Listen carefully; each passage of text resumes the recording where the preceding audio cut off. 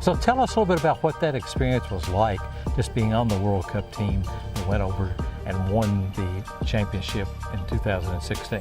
It was really different. It was a completely different experience that I would imagine. It's different from all the state cups I've competed in, all the tournaments.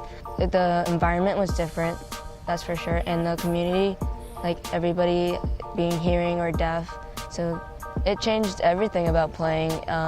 Most of soccer is communication, and for you to not have your hearing ability, it's kind of hard for communication.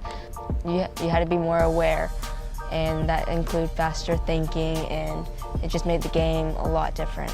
There's a lot of regrouping, so like during training we would all regroup and then the coach would talk. We have an interpreter, but for the majority of the time I just read their lips or I stand really close to them so I can hear, because I can hear faintly, and that's how I get through there. On the field it's mostly just like hand signals, like here, I want it here, or I can hear some of the players on the field if they yell really loud, if they call for the ball. And then for the coach doesn't really talk much because nobody can hear.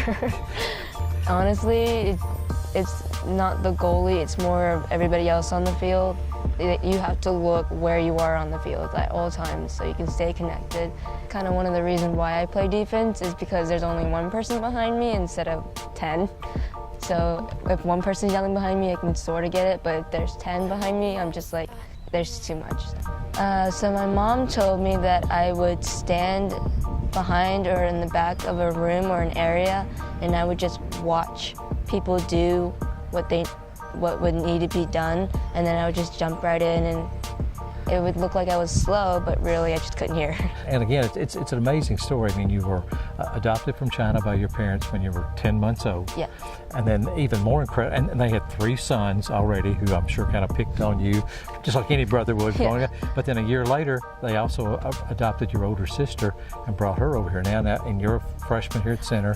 She's a sophomore at Franklin College. So just how neat is it to have a family like that just took you in and brought you to this point, and now, I mean, it's just mom and dad and those 3 mean brothers.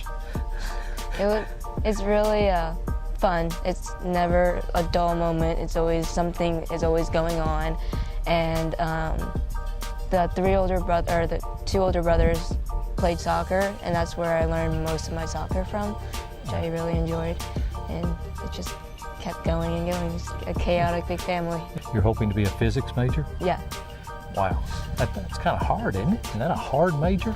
It's going to be hard, yes. It's going to be very challenging. I'm hoping to follow through with it and do the 3-2 program or the 4-2 program here. Yeah. Wow, that's pretty incredible. But then again, I guess challenging is a word you just have accepted long ago, kind of wiped that out of your vocabulary, and you just go right on. Yeah. You know, so, well, I hope you have a great year here. Nice to have you here with us. And